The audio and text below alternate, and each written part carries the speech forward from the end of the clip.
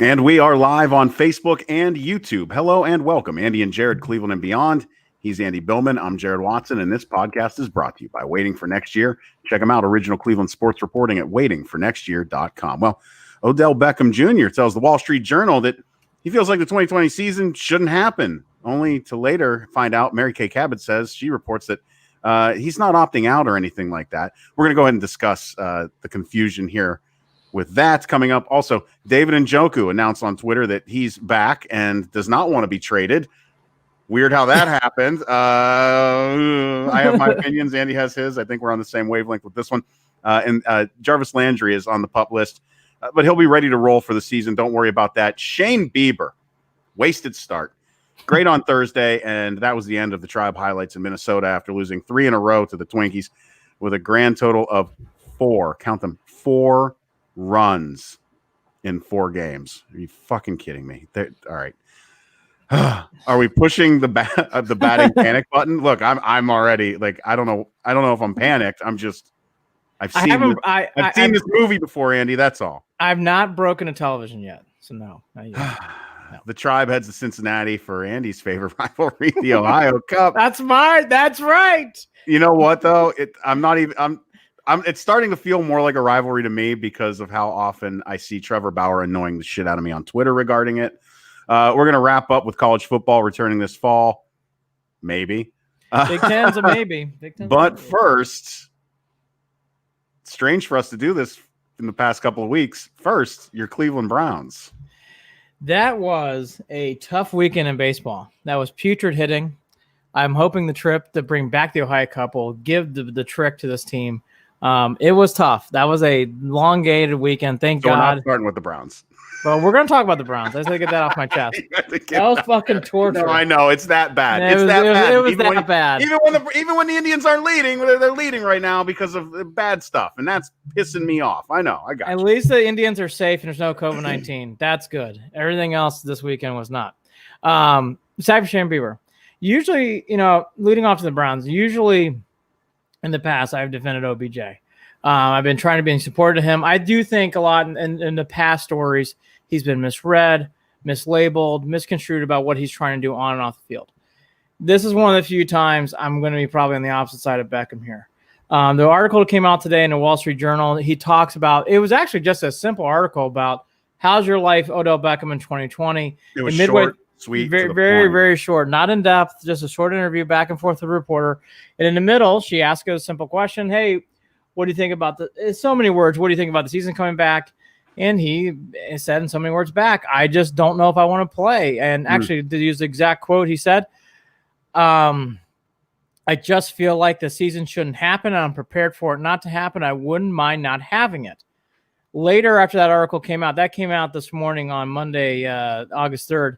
Later in the day, Mary Kay Cabot came back and said, I've heard from sources he is definitely not opting out. He's coming back for the Browns this year. Here's my whole thing on this. I've been trying to be supportive of him. Again, I think at times he does get picked on. I think too many times people really do not treat him fairly. However, in this case here, I don't think he said what he should have said in this article. It brings attention to himself. He says something like this before he even gets into Berea. If you feel that way, if you get into the Berea, I'm fine with it. If you feel that way and you're going to opt out, I'm fine with it. Meaning like there's an opt-out plan. He's not going to make as much money, but he can opt out. And I'd be fine with that if he wants to opt out. I just think with everything that's going on, Jared, and everything I've been seeing, this is the first time why I'm not understanding why he did this article unless he wants to bring attention to himself. Other than that, I'm not understanding it. I don't get it. I don't think it came off well at all. I don't think it's that deep.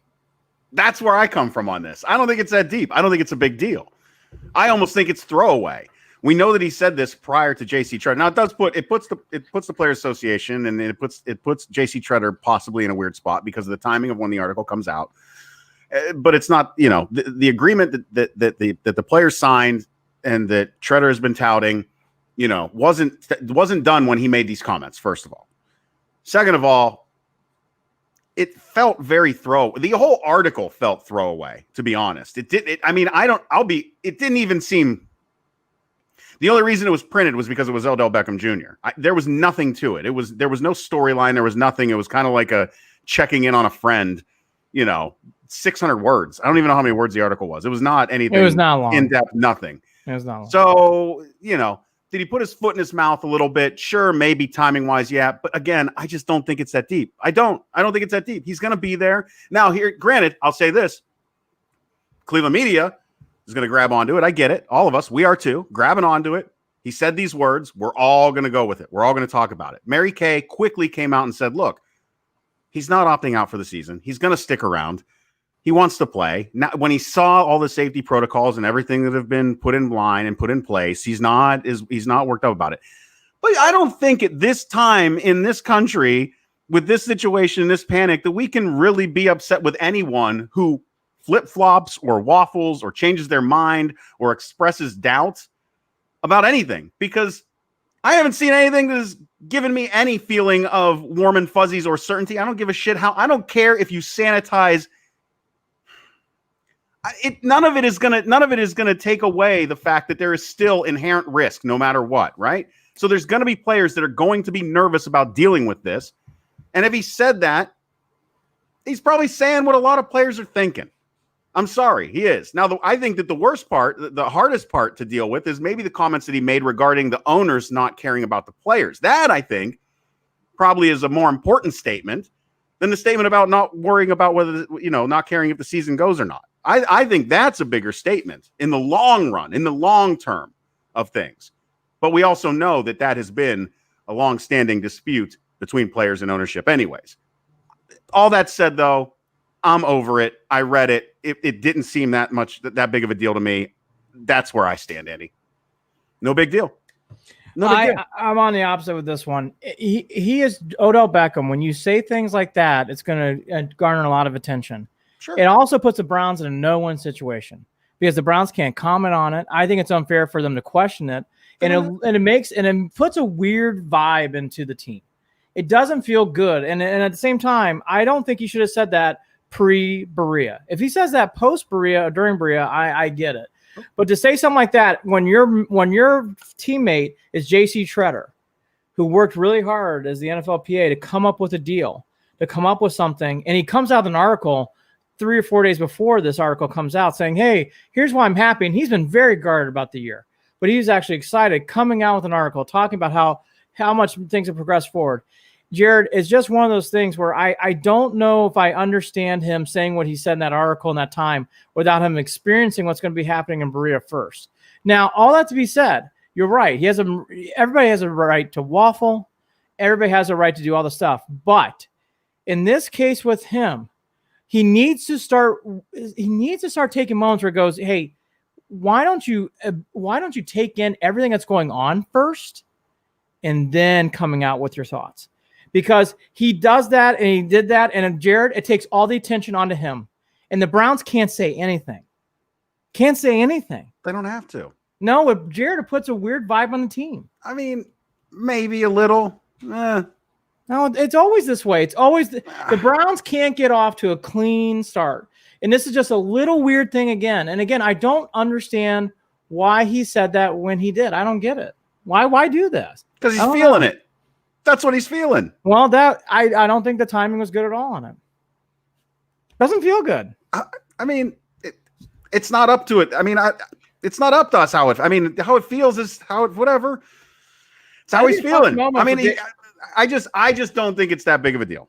I don't think it's that big of a deal. How about this? I probably would agree with you there with some people in the building.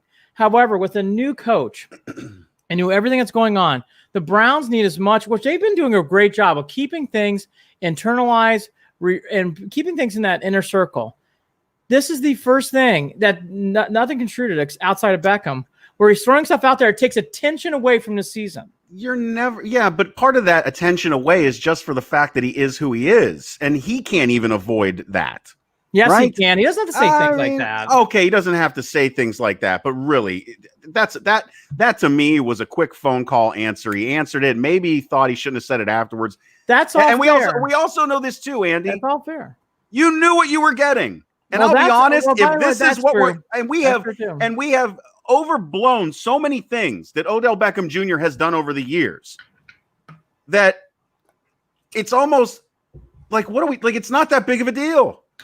It's just I don't know. It just doesn't. I think it's a bigger deal than you think, but I don't think it should be. Well, Jared, when you read something like that, it's like, again, it's the first time with the Beckham thing where I read, I was like, because then he comes, like, if he stayed there, I get that. Like, if he was staying in that direction, now that's a different story. He comes out with that and immediately comes back with, hey, I'm retracting it I was 2 weeks too soon. Now that I'm in Berea, I get that. And that's the thing with Beckham that maybe I just have not been observing as much. He does this a lot where he says something, it's like, oh man, I didn't mean that. I'm sorry. Here's what I really mean. This is the third or fourth time he's kind of had some retractions. Well, I mean, hey, again, he is who he is. He's a guy. He's a guy who wants to be the best wide receiver. You can tell he's got some. Well, and I don't know whether there's probably going to be people who don't agree with me on this. I think he might have some insecurity issues. We know that he's spoken up about, feeling kind of depressed about how he's dealing with the media in New York. We know that there's some other things going on there that, you know what, I guess maybe why I'm not beating him up so badly is because I've talked into a microphone for the past 15 years, 16, 17, 18 years, 20 years actually of my life, maybe longer. I've put my foot in my mouth we all have. Handful of times over the past however many decades that I've been doing this. Right. I think if at worst, that's maybe what Odell did. And I can't lose my mind over it. If this were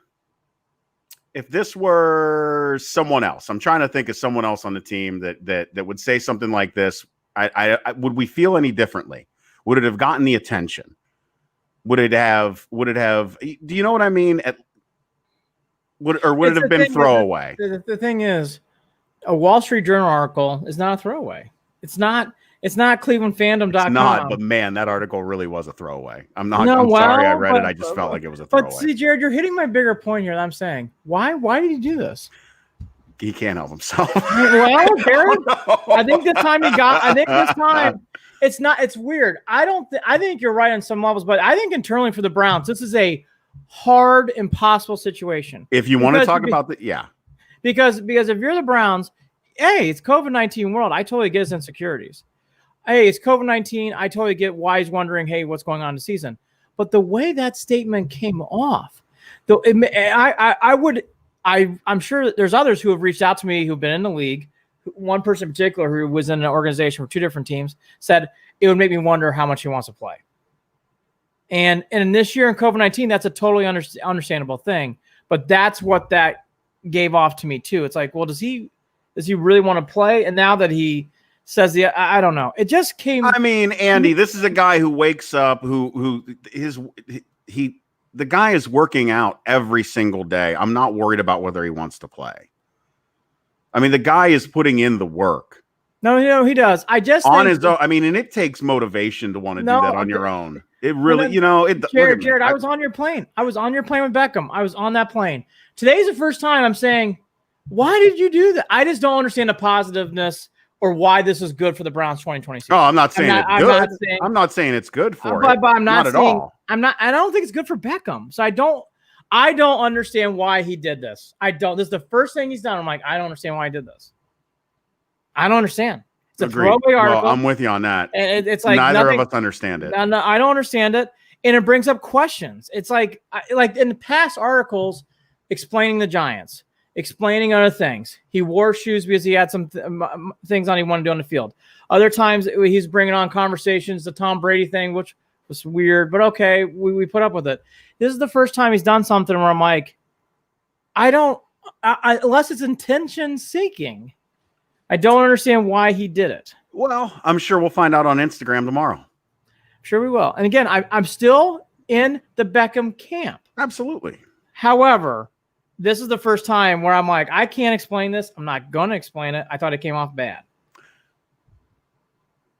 I thought this did not come off well.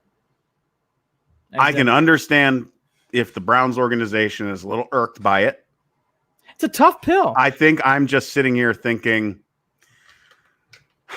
there's so much There's so much to deal with right now in the world. There's so much worse. There's so much that, and he's not out there. He's not breaking protocol. He's not out there running around causing trouble. He just said something that people don't necessarily agree with. He said things that some people are probably thinking in the back of their heads. And, whether he should have said it or not, great. I know that most would probably debate, no, he shouldn't have said it because of the timing but at the same time, at the end of the day, oops, clean it up if you can. Talk to Jason. As long as him and Treader are okay, you know what I mean? Like, I think that if that relationship, I don't even know what that relationship would even be, to be honest with you. By the way, that's another question. Right? Like, I don't know. I don't know. So time will tell. Like everything else with this fucking team, time will tell. Time will tell. I'll leave it here. All Jared saying is not crazy to me. However, this is the first time with Beckham. I don't see any positives. I don't see any positives with this. If you're putting it in that box of seeing a positive, I'm with you. I don't see a positive either, but I don't necessarily even the negative. I'm not sweating it. I'm just not. I just hope this does not, and I don't think it will, but I just, here's my last thought. Beckham with statements like this, he's had other moments, needs to realize taking everything in first and then coming out with a statement will appear much better than you saying something 2 weeks later you're experiencing it. And he's had this a few times now where he said something and then he's readjusted later in the press, and it's not the first time. This is the you can tell that there are parts of him where, and I hate to compare him to LeBron, but I try to think when he's saying things in an article, he's saying certain things with purpose, right? He brought up the Aura ring on purpose, right? There's some marketing in that. Sure. He brought up some other things you can tell are placements, right? They are free advertisement placements. Thank you, Wall Street Journal. Sure. So you wonder if that's calculated, and we all know how calculated the statements are that LeBron makes, if he's thinking that he's being calculated with these statements. Then again, they don't feel very calculated. That felt like a very in the moment comment about what he was feeling. Again, if that's all it was him being honest, I cannot fault honesty. That's true. That's where I get a little bit like, we've all been in a situation where you're not going to sit there and lie. I'm sorry. I hate towing the corporate fucking line. I did it for a long time while I was active duty in the military and working in public affairs in that career field. You're towing a corporate line in a sense. Obviously, the military is not the same as corporate America, but sure, those ideals, the sticking to the strategic talking points and so on, rightly or wrongly, is what is expected of everyone across the board, right? And when one person doesn't do it the way that is expected, and yet they're being honest, they get beat to hell over it.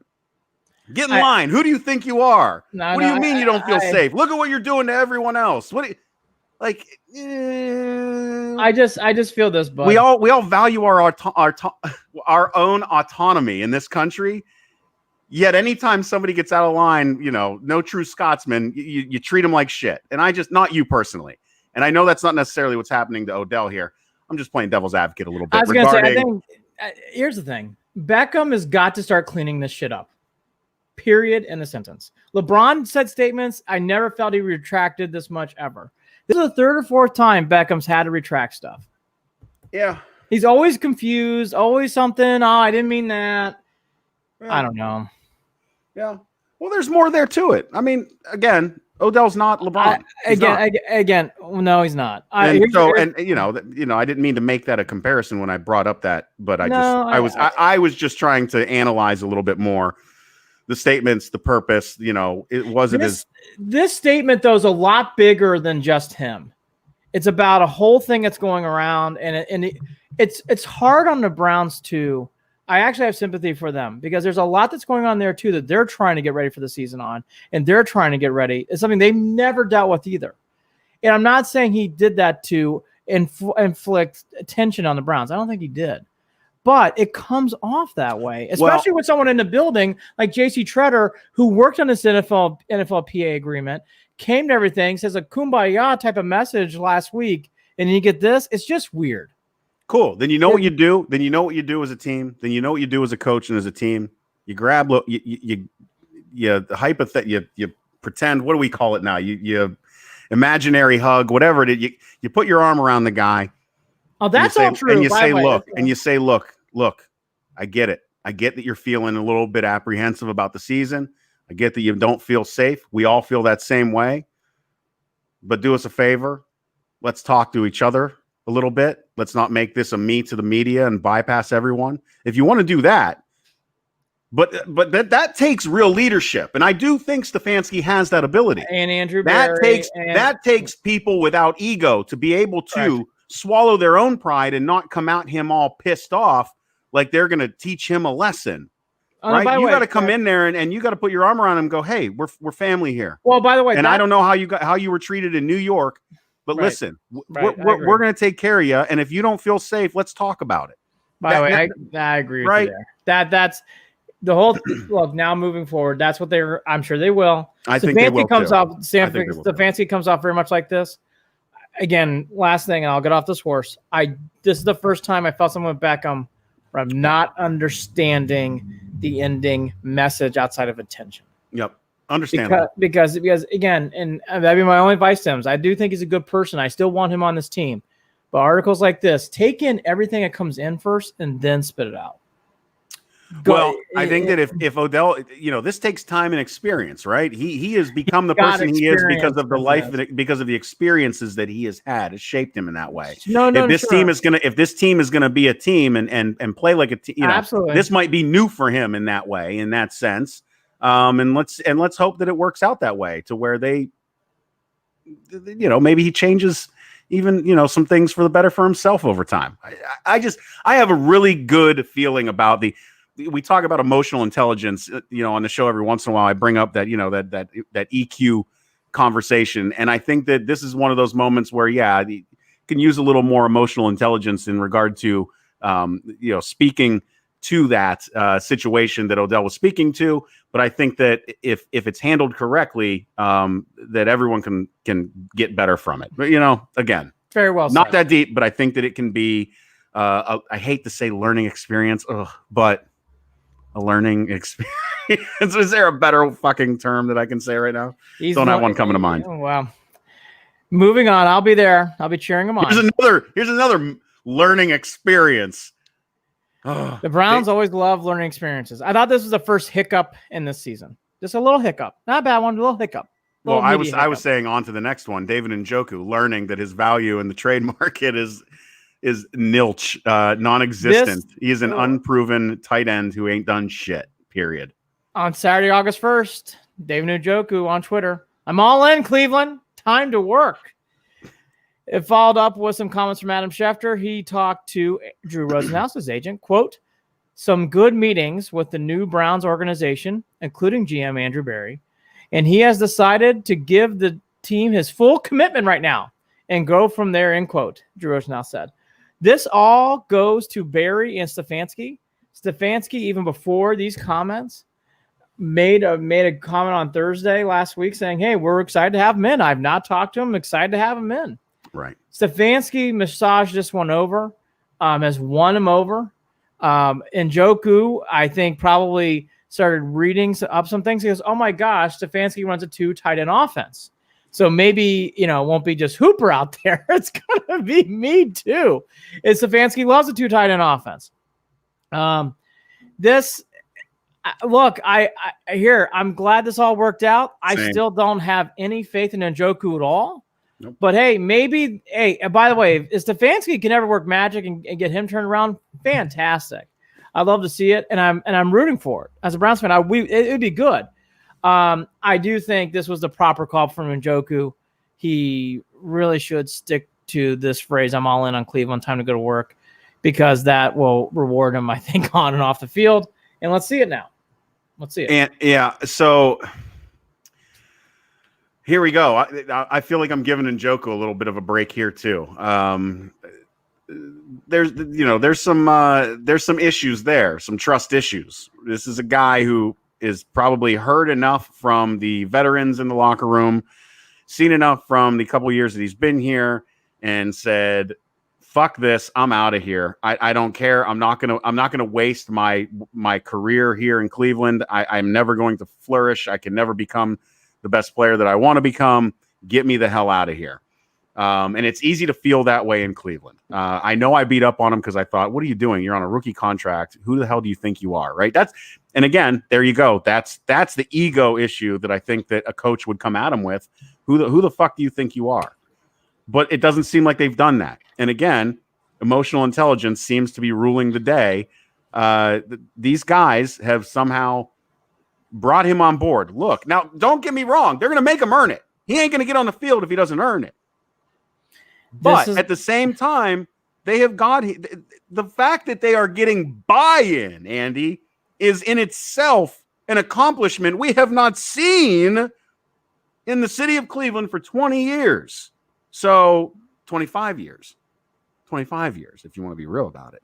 So, right. I mean, so 26, 27. I mean, there was 95. Belichick, and there was with Belichick and they left. Oh, fuck. I'm going to cry for a minute. Okay, I'm good. So this works out as in a sense, and we'll see.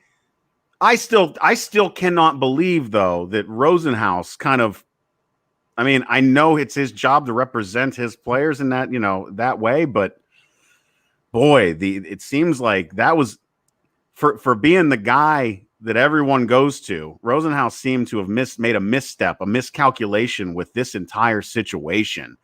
And that is that's a bad look for him, I think. Even more so possibly than Njoku, considering how young and impressionable that he is. And just a guy who wants to go somewhere and win is probably my guess. I think there's many things that you said there that I agree with. Again, going back to my original statement with Beckham, David needed to come into the new Berea, feel the environment, and then make some decisions. Once he got into Berea, guess what? David Njoku saw what was going on, which we had been witnessing all spring into the summer, where you could feel there's a good vibe going in. Yeah. Give it a chance. Give it a chance to get in there. You're right about Rosenhaus. He really misplayed this on top of a COVID-19 2020 season.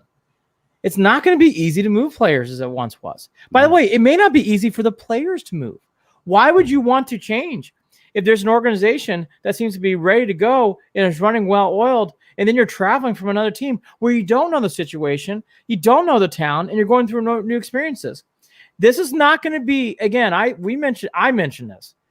The days in the football where it's lower end, obviously, in the roster, but you'd see all sorts of like roster pickup signings, all that. Jared, I don't know if you're going to see that as much this year because it's not going to be as easy for, and by the way, baseball, it's been so much lighter than usual for obvious reasons. I think football is going to be the same. So all that to be said, and by the way, most importantly, let's say none of this happened. Njoku, you have a chance to play in 2 tight end offense. You're going to be playing in a brand new style that saw Kirk Cousins really roll out. You have a chance to really play well in a good system. Why not? Why not give it one last shot? All that to be said, I am happy, even though I really doubt Njoku still. I'm happy for Njoku because I think this gives him a chance to really turn around. Again, I'm doubtful. I've not seen it yet from Njoku once. So I'm holding big reserves here. I will say if he's ever going to turn around, no, this is where you start. Let's see it. And by the way, I'm glad he didn't go on many other things. He just said it once on Twitter and is ready to move on. Yeah, he wasn't pushing. He didn't dig in his heels. No, that's a really good sign. There are some signs here. Again, all that to be said, I'm realistic. He has a long, in my opinion, still a long road to go. But we'll take it. We'll take it. The other big news that came out this weekend was Landry is on the PUP list. But the positive about that is he's going to be ready to go back to the season. According to Jake Trotter, no setback, still on schedule to return from offseason surgery. Browns conducting physicals this weekend, which was this past weekend. Today's Monday the 3rd, so that was on the 1st and 2nd. For veterans who passed 3 rounds of COVID testing last week, Landry has said he'd be hoping and expecting to get cleared sometime during training camp before the start of the season. So everything's on track. He is on the PUP list, but it's not PUP delayed. It's PUP on track. Yeah, none of that worries me whatsoever. No, it doesn't even worry me if he doesn't walk out onto the field until game one, because I'm not worried about his focus. I'm not worried about how much of a connection he's going to have with Baker. They've already established that, and that's the one that they've been able to maintain over time here. So Jarvis is going to be ready. We know that Jarvis is going to be ready. We'll see what kind of one of the leaders of the team. Absolutely. I love that guy. Love that guy. Yes. Love that guy. On the sad news front, Jamie Gillian, the Scottish Hammer, did get COVID-19. He's been put on the list. The Browns cannot announce this. So for people who are wondering why isn't there quotes from Stefanski or anybody else in the organization, they can't comment on it. So you're not going to really see anything more than just, he's out. You're not going to hear anybody confirm that he has it. So if you're looking for those kind of quotes or those kind of statements, you're not going to see it from him or Hilliard or Moffitt or anybody else in the Browns this year. Right. Who might contract this. So the bigger question is, you hope Jamie Gillian's okay. And then on the field, Jared, you do have to start wondering who is backup plan in case Gillian's not ready. It's obviously way too far out in advance to come out. We're only on August 3rd today on a Monday. You have lots of time between now and September before the Baltimore game, but you do have to curious to wonder if Gillian's not ready, who is ready to come out to take the Scottish Hammer's place? It's a curious question. Not something that needs to be answered today, but just curious. We had a guy. We did. We had a guy. I saw some rumors. Jared's going to love this. Did you see the rumors about cyber punting? That's the reaction I was looking for. Yeah, I don't know if I want cyber punting. That was the rumors I heard too. Meet the new Browns. Same as the old Browns. Just practice your kicking. Practice and field goal kicking. Don't worry about the punting thing. Well, let's hope that Jamie Gillen's okay, and we all know he's the type of dude that walks around downtown Cleveland, grabs an awesome, grabs a nice local beer and sucks it down with the folks that are there and has a good time. So I think he'll be all right.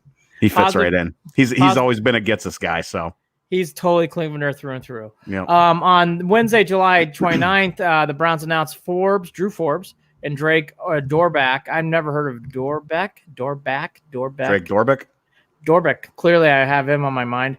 Have been placed in the reserve opt-out list. So they are done. You'll see them in 2021. Jamal Moore, hamstring. He's placed on the non-football injury list. We'll see what happens there. Hopefully he's okay. That is not a COVID-19 related thing. He's just injured right now. Other roster moves, if you know these guys, congrats. Tony Brown, Jermaine Grace, George Obana, Justin Zimmer, they all have been cut. That's trimming the roster to 80. It's interesting. The Browns are very trimming the roster down when this could still be more beefed up, but that is what it is. Stefanski spoke to the press on Thursday. The biggest thing that came out of this press conference to me, again, these press conferences are not like Kitchens or Hugh Jackson or Dorsey. These are a lot more tamed and methodical. The big announcement, though, which I thought was a great question, is how is play calling going to go? Because play calling was supposed to be for preseason games. Obviously, that's not happening. So Stefanski said, in so many words, he has a plan in place, and he's not going to announce it, but will announce it when the time is right. So, the question that we've talked about here on the show, and we'll bring it up real quickly, so is it Van Bellen Stefanski? I mean, my gut reaction, something like that is, I think it's Stefanski now.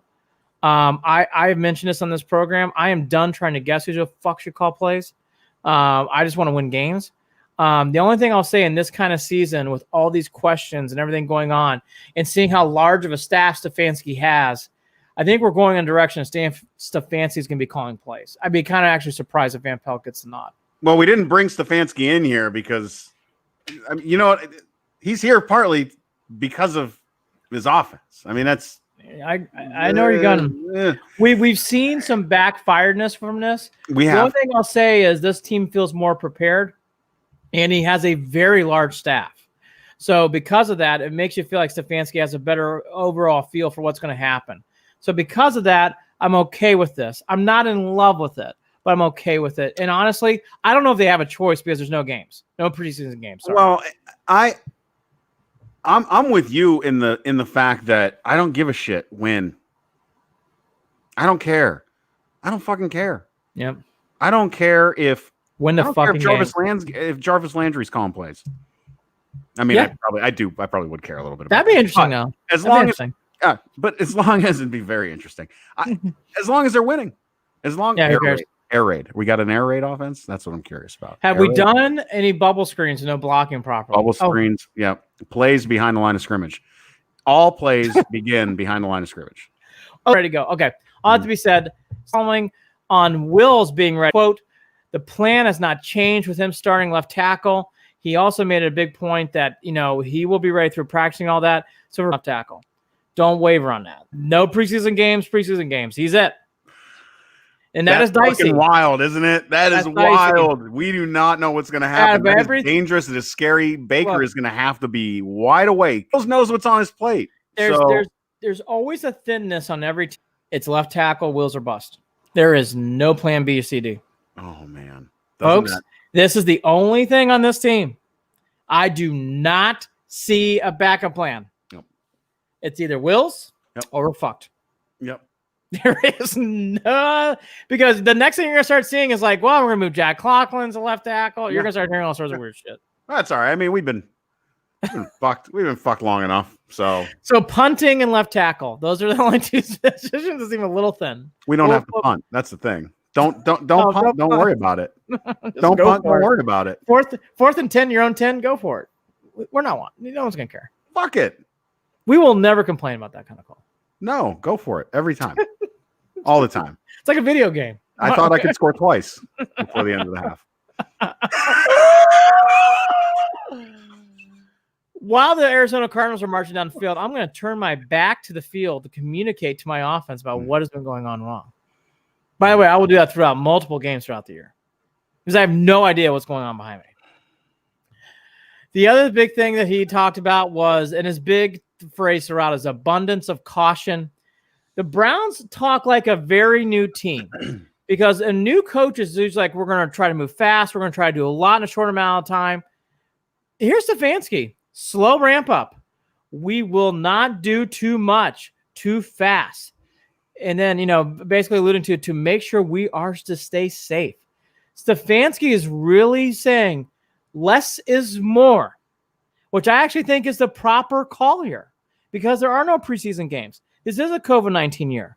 It will be interesting to see because that is usually not the remarks you hear from a new head coach or any head coach. We're doing a lot. We're getting a lot done. You won't even believe, man, we're chopping bread over here. We're slicing and dicing over here. You won't even know how much we're getting done. The Browns says, hey, we are slow ramping this up. We are going to be ready to go, but we are not going too fast. It's interesting, Jared. You never hear that, coach. Never. When have you ever heard we're going to slow this shit down? It's interesting. I kind of like it. Can't believe I'm saying that. I kind of like it. I don't know what to think. I don't know. I just have a good warm and fuzzy. I do too. About the overarching themes, overarching, tone that I'm hearing out of Berea, out of this coaching staff, out of players for the most part. By the way, I had something else earlier today. Speaking, don't no more Wall Street Journal articles. But let me ask you this: why the Wall Street fucking Journal? By the way. Anyway. Oh, but I had to fucking pay for that today. But anyways, I paid for it. I bought it. I'm happy. I'm canceling in 12 weeks. Thank you. I'm happy. I love it. You can take advantage of some good stuff. I might have copied that article is not one of them. I'm not trying to beat up on who. I didn't even read who wrote the article. I think it was I'm not beating up on that person, but it just did not feel like. Anyways, we relived it. It was more or less like, look at me. I talked to Odell. My buddy, I bet I can write a better article out of what my buddy talked to Odell about at that bar in Vegas.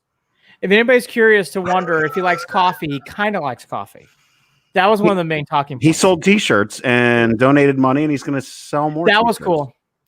And the coffee one was the other one that stuck out to me. He kind of likes coffee. Yeah, he kind of likes coffee, but not really. And it doesn't really do what he thinks it's going to do. It doesn't get him going. And Call of Duty is the best video game ever. Yes, God, I don't play any of these games. I feel such like a. I mean, I love the original. I love the old Call of Duty. The Modern Warfare series, original series, was great. I played that shit in Afghanistan. Ironically enough, I play in our downtime in the middle of a war. We like to play war games. That's amazing. That's pretty interesting. Yeah. I'm a poker, rummy, Oh, we play a lot of poker. euchre. I play this new game called 21 online, blackjack, craps, spades, hearts, play them all. You ever play? There's a game with dice. What's that dice game we play? Yahtzee. Farkle. I've heard of Farkle. Yeah, you just bust. It's actually popular in New England. I played it once at a Super Bowl party. I like Farkle. I like Farkle. Farkle could be fun. Yeah. JC Treader gave a great article. It's on NFLPA.com. JC has been as we mentioned, alluded to earlier, he's been very cautious about the season. I thought he did a great job explaining what, and the article was titled "Why We Want to Play." I thought it really well explained what he was trying to do, about how they're excited going to the season, the pillars of why they got here, about why they want to play. I thought it really was great because of this reason. JC had been pushing the brakes, shouting out concerns I thought were very appropriate about why this season's happening. I thought this article really well explained, hey, we are playing and here's why. And I thought, and he also explained that we want to play hashtag Twitter Storm that happened before the agreement. I thought JC, I'll tell you, I've been blown away by him this offseason. I really like him. He is very intelligent, very smart, and is a great NFLPA president. Great. I don't remember any of the NFLPA presidents. I remember him. He has been fantastic. Take the time, read the article. That I came off really good. There's a bunch of new stuff going on in the Browns.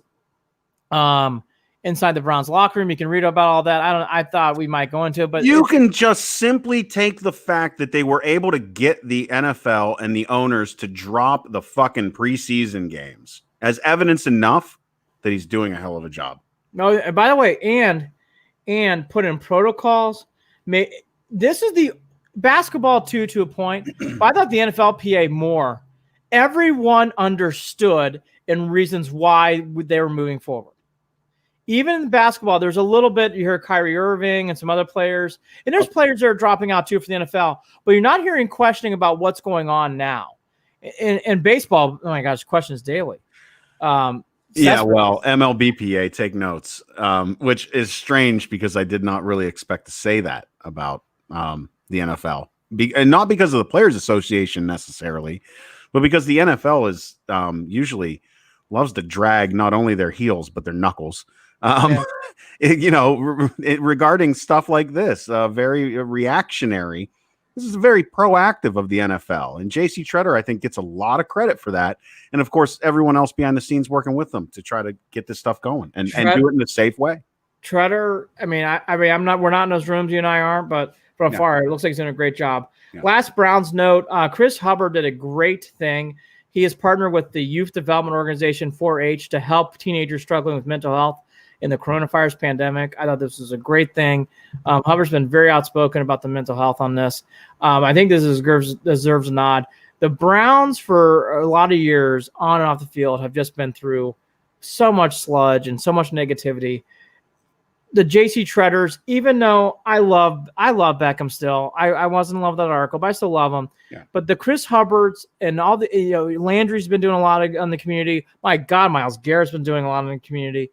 There's a lot more of this team to what Jared alluded to 10 minutes ago, where you feel very good about the season, and people like Chris Hubbard too are doing it. The mental health aspect of this, I give him so much kudos. The Browns are tackling this from every level at times. I just want to give him a shout out. I'm a big mental health proponent, and I thought that was so cool for Mr. Hubbard. All to be said, There's nothing really goes on in the field until next week, so it's going to be more testing and hearing things coming out. All the testing's done, I should say. I'm sorry. So more things ramping up. But as you heard Stefanski said, I don't think there's going to be a lot of Browns news because they are taking it slow going into basically next week. Starting on the 10th and really on the 12th, they start really going on the field. So nothing for another good 7 to 9 days. All to be said, there is another team in Cleveland who's playing. If you consider that with their bats, let's talk about our Cleveland Indians. Well, I just have to say, I have been so into baseball, and then the Twin Series happened. And I am usually never one to complain about this. Friday, Saturday, and Sunday were painful games. Hard to watch. I mean, hard to watch. Falling asleep, drifting. Look, it's obvious. this team has got a serious offensive funk. And it is, yes, early, 10 games in, but let's just read off some of these stats. They're really bringing their focus here. 1 run in 21 innings, 2 runs in 33 innings, 4 runs in 49 innings. That was provided by Fox Sports Ohio last night. 4 hitters are above 200 right now. 4, Jared, 4.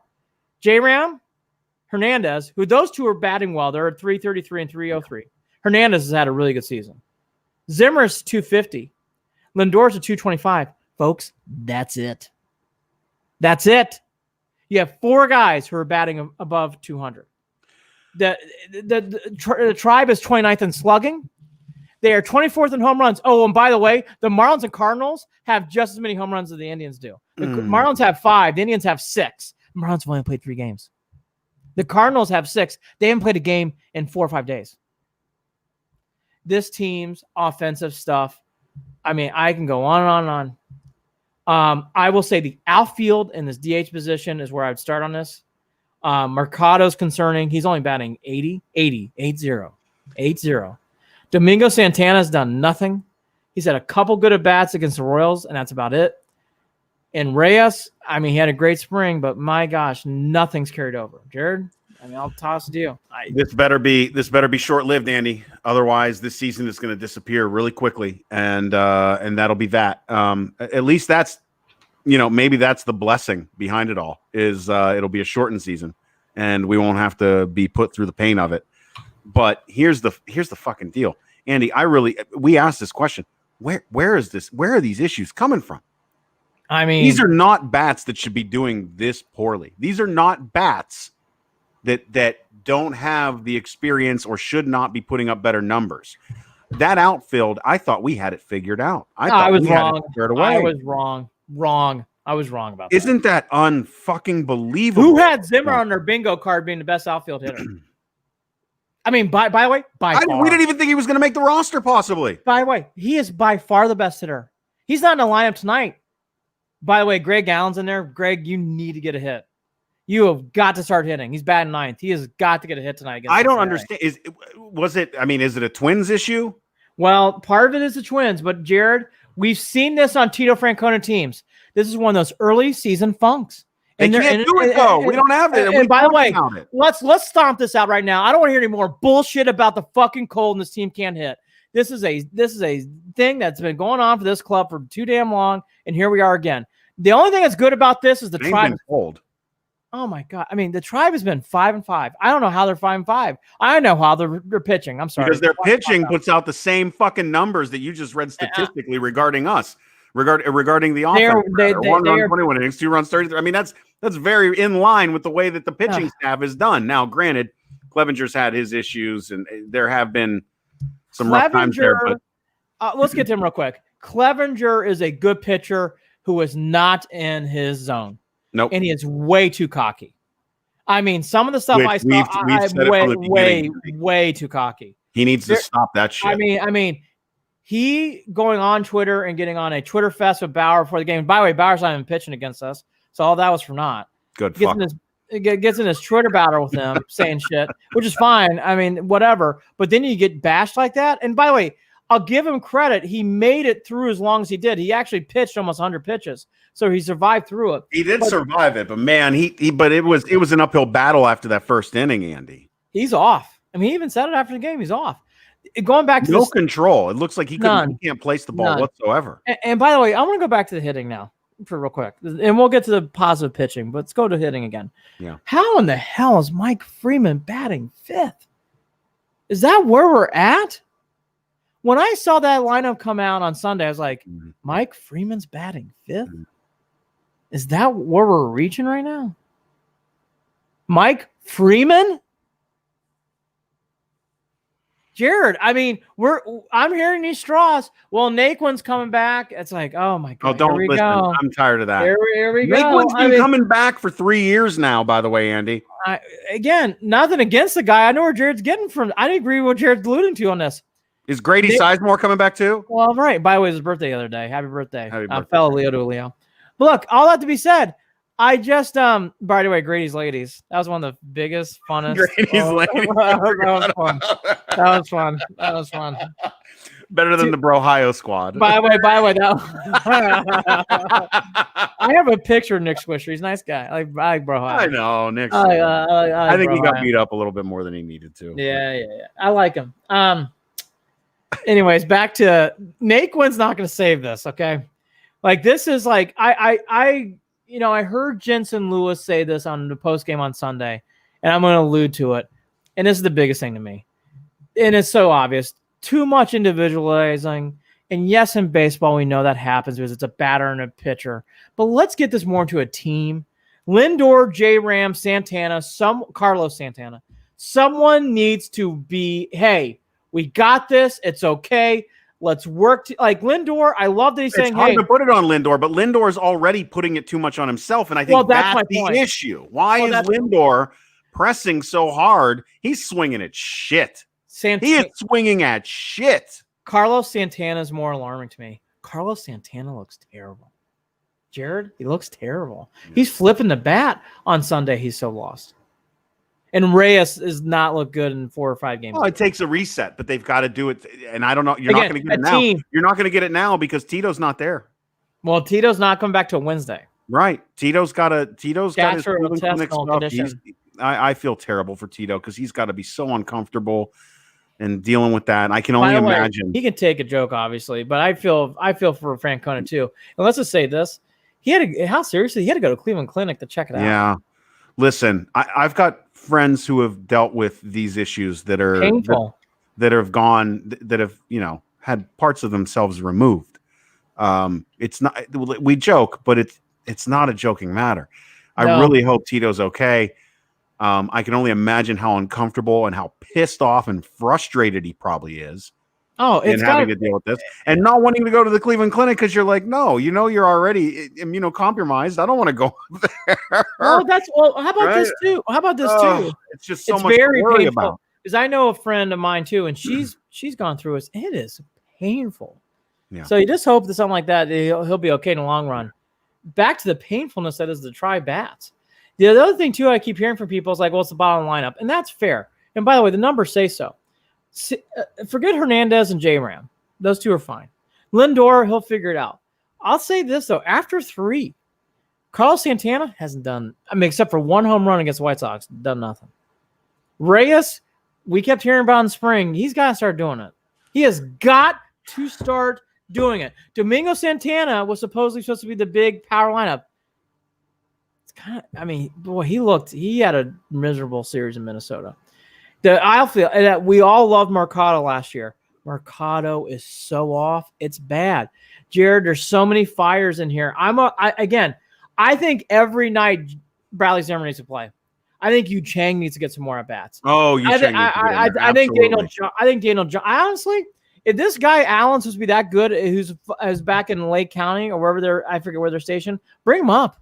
Like we are at that point. Well, we're at the Bradley, point. Get in there, go, try to hit. We're at the point where you can start making those moves, see if any of these plug and plays work, and roll with it. And if they don't, give them the experience nonetheless. Fuck it. I'd at least have some fun watching them develop and figure it out. I don't know. I just didn't. Andy, I know it just bums me out that they're even in this position right now that they lost 3 in a row to Minnesota. That plus the bats having the issue. It's not just the fact that the bats they're struggling. It's that not only are the bats struggling, but you just lost 3 in a row to the team that's going to take the division if you don't figure it the fuck out. Twins are a machine.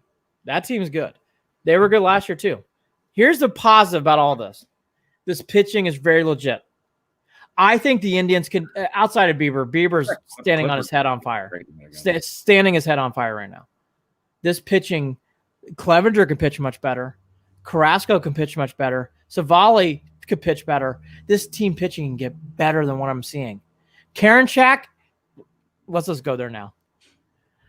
On Wednesday night, an event happened that needed to happen to the Cleveland Indians. We love him. Yeah. He's a nice man. Yeah. Brad Hand had a bit of a boo-boo in the 9th inning. Yeah. Lost the game. That's okay. We love Brad Hand. If you can hear this, Brad, we love you. Seriously. We think so much of you. It is time to let Wild Thing Part 2, James Karinchak, get the ball in the ninth.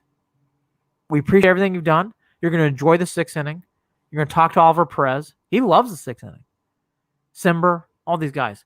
It is time to put Karinchak in the 9th. Less pressure in the 6th. You'll love it. You'll love it. You'll love it, the 6th inning. But it's might time. Thrive. Brian Hand might thrive in the 6th inning. Oh my God, you'll love it. There's nothing better. Come out for a batter in the 7th. There's nothing better coming in a 5-2 game when you're down 3 runs. You're throwing the 6th. You're gonna love it. But it's time for James Karinchak to take over the 9th. Yeah. More Cam Hill later in the games.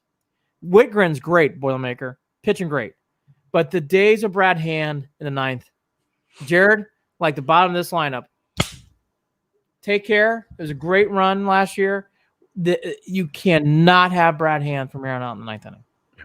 Am I being too mean? No, I thought we already had this discussion last week. We did. It's just time to we again. Like we had to see it. It is what it is. We had to take it in. He cost us a game, kind of. And by the way, the Indians didn't score any runs. Well, that was the beauty of it. You weren't stealing it. You weren't taking a win away from Beaver. The Indians had the no right chance. time to do that. Again, he had a boo-boo. We needed that to happen. Time for him to leave. Now, back to the team on the field. The Indians pitching. Here, I want to give you the good stats. I gave you the bad stats. Now the good stats. They're first in Major League Baseball in WHIP. They are first in strikeouts. They are second in ERA. By every standard, if you go to any kind of baseball, what stats you like to, the Indians are clearly the number 1 pitching staff, relievers and starters. Oh, which is even better. Listen, so let's say here, listen, 1 through 9, do me a favor. You don't have to get to the top of it. You just have to be middle of the road. You just have to be middle of the road. So here's my positivity thought. That's it. You don't, Andy. You only need to win. You only need 3 or 4 runs. 3 or 4 runs. That's it. That's it. As the Indians are about ready to throw the first pitch here in Cincy. So to wrap this whole thing up, I think everything's okay. Let's wrap it up. I want to watch because they better fucking win tonight. They are 5-5. Everything's okay though. Yep. But am I pushing the panic button on hitting? My fingers on the button. It's on the button. It's there. It's there too for me. It's on the button, but a Shane Bieber she is fantastic. Plesac on the mound tonight. Let's see what happens next time we do this podcast, because I get the feeling the pitching is gonna ride this team all year.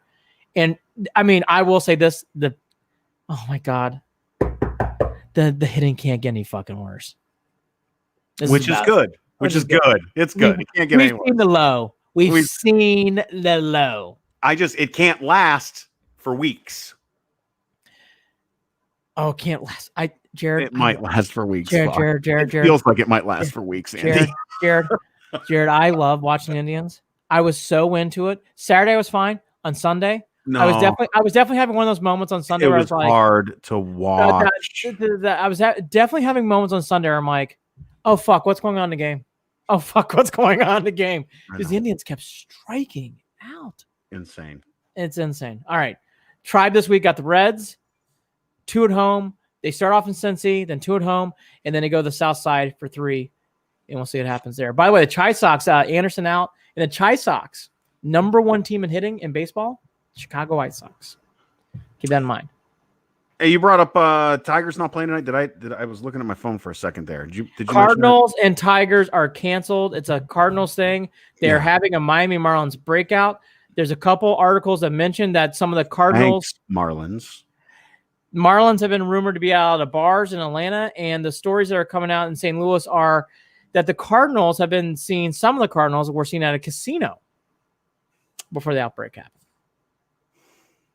St. Cardinal. Whether those stories are true or not will be up to the people who want to dive down those roads. But there's a lot of stories coming out about the Cardinals being seen at a casino before the outbreak. I synced it. They were there. I didn't see it. I'm sure somebody did, though. Shit. Let's talk about another group of adults, young adults, who are more likely to be seen at the fucking bars, and that's college football players. Andy, I'm sorry. I'm going to say it again before we even get into this. College football, if it happens, it's going to be a shit show.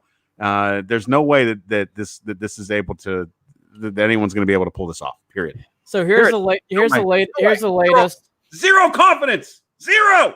None. The Big Ten has not made a decision yet. They've even warned universities that they may not still play, but the Big Ten is going to come to a decision. They have to this week, so they're going to come to a decision this week. The ACC, my Irish, are going to be playing in the league this year. NBC contract going into the ACC pool of money.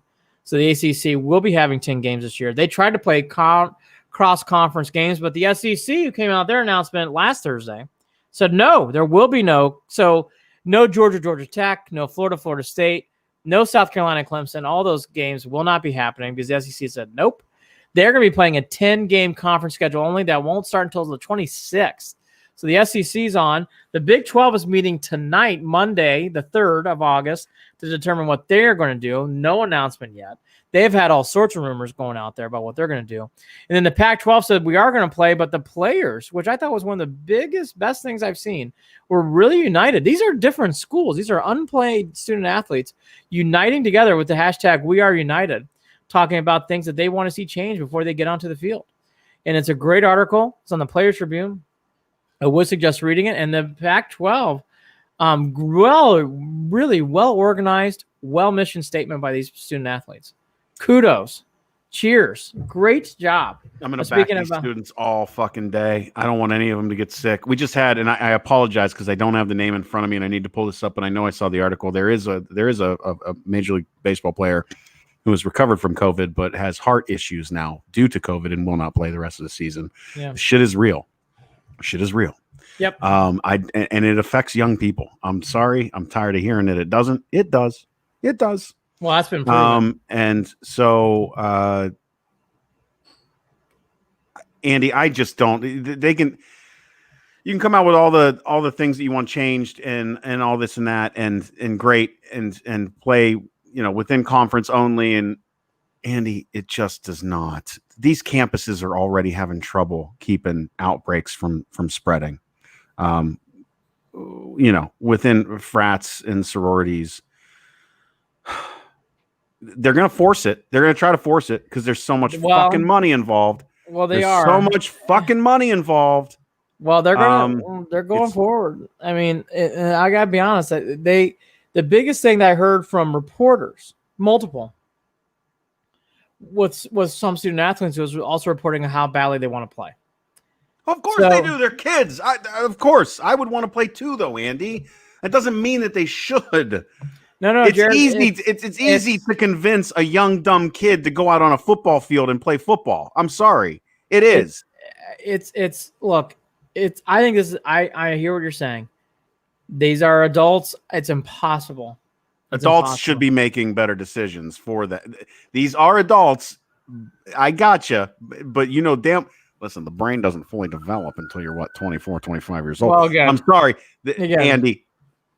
Again, it's look, I think it's a terrible idea. I think this is go and fucking do it. I think it's a terrible idea. I think these games should be played in the spring too. I think it'd make a lot more sense. All that to be said. So the ACC's all in, Notre Dame's playing. SEC's all in starting on 26th. Pac-10, boy, talk about how dated I am. Pac-12 is in, except for the players, so they're going to have to figure that out. The Big 12 doesn't know what they're going to do. They're going to decide tonight on Monday the 3rd.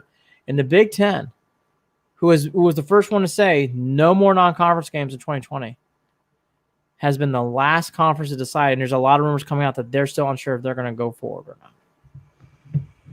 Can you imagine a football season where there's no Buckeyes, no Wolverines, no Michigan State, no Purdue, my Boilermakers, and there'll be all these other conferences playing? That would be really weird. Yeah, I can imagine it. I can. It's in play. I can. And I'll be honest with you. It's in play. I will have no problem with looking around. Well, I will have a problem with it because it's sad that these are just the decisions that are being made. Yeah, it's going to be interesting that happens. I don't understand, Andy, why it would be so hard to bump this to the spring. I agree. What Jared's saying. And then and then all your money is just in purgatory until you play in the spring. Here's my last comment. Short-sighted. fucking sighted. I thought that there was a bowl committee member person who spoke out about this today. And I sat to myself and I'm like, they still think there's going to be all these bowl games this year. That is fascinating, and they do. I think college football is going to ramp up. I will say this again, though. There is still a lot to figure out here. Even with just keeping it in conference, that they're going to do that. Which I agree, Jared. I think they should be playing in the spring. I think it'd be best for everyone. But okay, they're not. All right. But if they go full, all these teams do, and then they play bowl season, oh my God. Wow. These kids play in the spring, they rest up for the summer, and then they play again in the fall. I guarantee they're young enough. I would rather them put themselves through that than risk their lives or their family members' lives, contracting COVID, going home, getting people sick, all that shit. But you know what? Fuck it. Do what you want. SEC doesn't surprise me. Doesn't surprise me. SEC. There's an interesting article on ESPN.com about the history of college football that was done over the weekend. They talk about the Spanish flu. And by the way, they played in 1918. So they talk about the battles with that. Now, obviously, teams had a lot more country. I mean, you want to talk about the schedule. Notre Dame, I guess, only played 5 games. Was it 6 or 5 games? And one of the games, they played Wabash, and they decided to play that day. And they played later on that afternoon. So it just tells you. They played. Their point is they played through that. Can they play through this? Look, there's a lot more opinions about college football than I could ever imagine. It is, it's funny. All these other professional sports, and for probably good reasons, a lot more funneled. Even when there's differences, it's funneled. In college football, it's a different beast. It is a different beast. Real quickly, we'll talk about this more. I want to see what the Big Ten decides. I think that's interesting that there's rumors coming out they may not play. I think that's interesting. First-year commissioner, by the way, for that week. No more Delaney. So new commissioner in charge. One quick thought. I have watched a few of the games. I have really enjoyed the NBA too. I love how they just keep playing games all day. Play has been very hard. Play has been intense. I watched the Lakers-Clippers game. I watched the Rockets-Dallas game. I watched a little bit more. I watched, the Pelicans look terrible. They played the Clippers. Not for today, but I really want to go down the Pelicans path next year because everybody applauded them, and I love Griff. He is such a good man. Everybody's applauding him for all those decisions they made. Boy, that is – I think it's going to be a big year for the Pelicans next year, COVID or no COVID. Anyways, sorry to continue. The NBA has been very good. I know the ratings haven't been so hot. I think it's probably because of the regular season. And people are wondering. I know I've not watched it. I heard the NHL has been very competitive too. The NBA has been very good. And when they're playing games, MLB baseball, up until Friday night when the Indians couldn't hit, has been good. Friday night, I don't remember anything.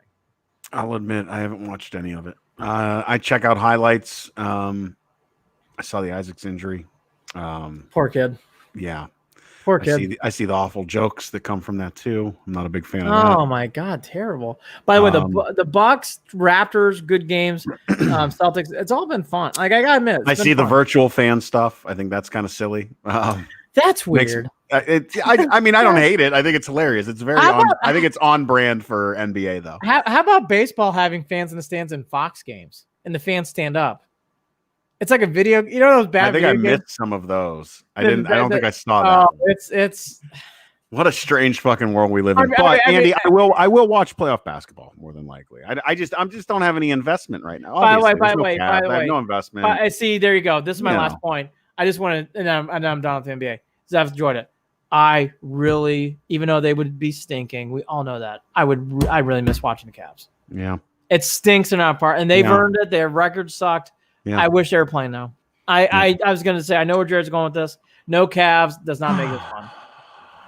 Well, this feels like a strange show. I got to be honest. This whole show just feels weird between Odell and the Indians not hitting and college football and just COVID. This is a very strange feeling episode. I don't know if you got that same vibe, Andy, but that's how I'm feeling leaving this one. We're brought to you by Waiting for Next Year. Check them out. Original Cleveland Sports Reporting at waitingfornextyear.com. Also, don't forget, follow us on Facebook, facebook.com/Cleveland and Beyond. on Twitter at CLE and Beyond, at CLE and Beyond. And you can email us at andyandjared@gmail.com, andyandjared@gmail.com. Got to drive all the way over to Cleveland to take my wife to a little birthday celebration, socially distanced, outside eating. Very strange to be up there. It was kind of a rainy on and off weekend for folks who are in Cleveland and understand that. And the Cleveland Zoo is still amazing. Haven't been there for 20 years. And all of us, of course, wearing our masks and walking around outdoors. I feel safe doing the outdoor thing. So I was proud to be able to go up there and see things. I will say this, though, too. I didn't realize how devastated some of these businesses have been due to the riots. The protests that had turned into riots, and even Heinen's is still not open. That threw me through a loop because we usually go up there and grab a bunch of groceries and throw them in our hotel room, and we weren't able to do that this time around. Really, I just got all of these businesses in my mind and thinking about getting everything back on track for Cleveland. Not only do they have COVID to deal with, but the social unrest that came from a lot of pent up issues that have not been handled in the correct way over time, and we understand that. And I even talked to some folks who weren't even necessarily mad, that work in the businesses that are going, this was avoidable, and it was avoidable if certain things had been done by not necessarily the protesters, but the other side. And so that's an ongoing issue that stays with me. And it did, though. It broke my heart to see Cleveland kind of beat up like that this weekend. But I know it'll be all right. I know everything will be okay. I just couldn't believe, because I didn't realize it got that bad downtown Cleveland, and I guess it did. Cleveland will get itself back, as we all know, and we'll be there with brooms and everything else to help clean up. And it is sad to see that, though. Yeah. It is sad to see that. Took me off. I mean, it was weeks. I mean, it was a while ago, and I hadn't been up there in a long time. So, it surprised me. It surprised me. It was another reminder of, this still isn't done, and this still isn't over. And you're right. It's not. And I hear you, and I'm still listening. Rain delay in Cincy, so we did not break up anything. What a surprise! The way the Indians are going, they probably need a rain delay, rain out. So all that to be said, let's see if the Indians can get this hitting. I mean, again, I think you've seen the low. I mean, if we're going to go lower, holy shit. I mean, we've had, Saturday, 2 infield hits. Amazing. So all that to be said, I think the Indians can only go up from here. The pitching's fantastic. I still love OBJ. I didn't think the article was a good idea. I still love him. And I really do think college football is heading down an interesting path. Hey, be safe. If you're on the East Coast like me, you got to worry about all the rain, and Andy as well. Actually, I don't know how much you're getting, but they're looking at 4.5 to 6 inches. By the way, we are in tropical storm zone. Although my house is way up on a hill, so it would have to flood like 60 foot to get up to where my house is. Annapolis is about to get hammered, though, and I'm like 20 minutes from Annapolis, so that's kind of a bummer for me. We have tropical storm warnings. 2020 has been really fucked up. And why not have a tropical storm? So I'm parking my car underneath the awning. And I went to the store and bought lots of grapes to help with my new diet. And I have a lot of work to do. So it'll be a great day to do work inside. That's the way I look at it. Try to take the positives at times. Like, all right, you know what? I won't be distracted to go outside today. Especially tomorrow. It's supposed to be awful. So, yes, be safe out there. Go Tribe. Please take the Ohio Cup home. It is a big rivalry to me. It means everything. I'll wear a T-shirt. Ohio Cup champions.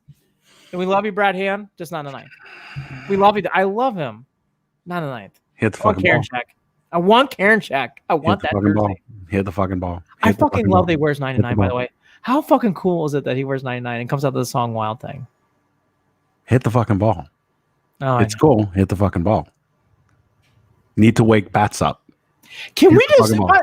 Oh my God! I was gonna log out. My finger's on the button. So why can't this team just say, you know what? We're gonna start bunting.